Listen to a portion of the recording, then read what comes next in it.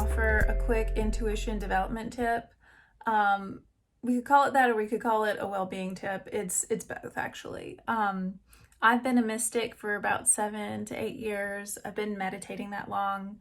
I've been really working and focusing on developing my intuition for about 3. Um, and now that I'm really open psychically, I have a much firmer grasp on what is open psychically and what is closed. And so it's kind of funny. I wanted to share this with you, this tip, because it's kind of funny that it took me so long to figure out that I was always open psychically. And I really had no concept of how to close psychically. I didn't really understand that there would be any reason to close psychically. I I was only really taught to do this in a workshop that I took a couple years ago. And now I see, once I was kind of encouraged to try that out. Now I can kind of see in the past why I had strange experiences, um, in certain cases, because I was channeling and I never closed my channel. So I just want to encourage you, if you are meditating all the time and you're actively working on opening your intuition and you are channeling, make sure you close your channel. Make sure you turn your antenna off or take it down, and stop surfing the radio waves while you're going on your business, the rest of your business for the day. So when you go into channel, when you go into meditation, I have a video that I can link for you, on how to meditate if you haven't already seen that. But basically, how to open your channel, because you don't want it to always be open, so you want to consciously open it. When in the process that I listed in that video, when you're opening to channel, you ground with the earth first, and then you open to the higher self, which is some people call God. And how I do that, and I talk about this in the video, is I acknowledge my oneness with God, or with the Godhead. But now that I know to open and close my crown chakra, I imagine the energies slightly opening to let white divine, energy, divine light in. So a column of white light. I let that travel through my system, my energy, and my energy centers, or the chakras, right? So you can kind of bring your awareness to your crown chakra, and you can kind of allow it energetically to open for the channeling, right? And at the end, just the reverse. Bring it slightly together on both sides. If I wasn't holding the phone, I could show you on both sides. So just like a little petal, a little flower closing in.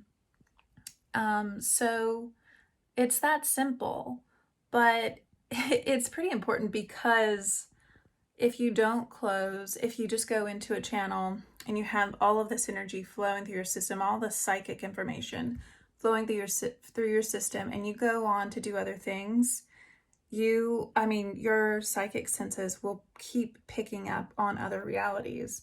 And so you could find that you're hearing a lot of things, or that you're seeing a lot of things. And honestly, it could be confusing. It could be decentering. It could be overwhelming, for sure. I'm looking at you, empaths. If you just feel like energetically like you're overwhelmed all the time, it's probably because you need to close your channel a little bit. And so I know that I relate to the empath, and I know that I'm always like, I tend to always be connecting and meshing with energy around me and absorbing. And so when I started closing my energy field and sealing off, not completely, but using a little bit more boundary between my energy and the environment, I started feeling more comfortable and more grounded. So I know this works because I've seen it not work in my life. And it's very noticeable when it doesn't work. Sometimes I'll meditate a little too late in the evening. I think I've talked about this before. And if you do that and you start to feel yourself kind of fall asleep and get over that line where you're like too sleepy and you realize you're not channeling, you're just like falling asleep. It's happened to me over the years, right? I'll just, on some level, I know that it's happening, and I'll just be like, oh, I'm going to scrap this session. I'm not meditating. And I'll just go to sleep, and I'll turn the light off and I'll go to sleep.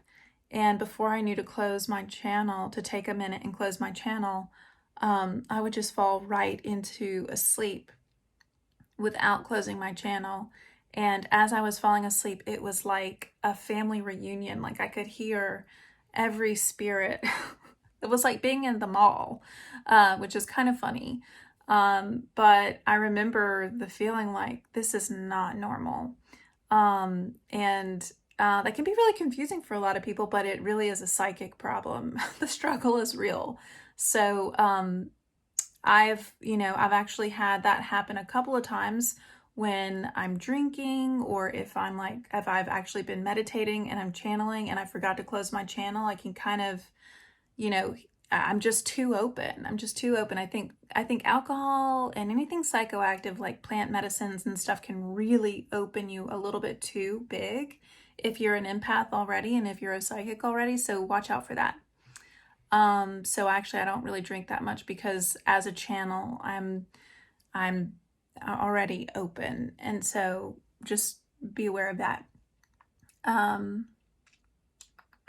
Yeah, so that's kind of something to know, is that one of the ways to master this path is to know when it's time to open and when it's time to close. And really, you want to be open in general from your heart, but you don't necessarily need your crown chakra and your all of your energy centers reading a bunch of psychic and spiritual information and energy all the time. That is not a working state. That's not a practical state to live in day to day. That is for meditation, and that is for when you're ready to communicate with your higher self.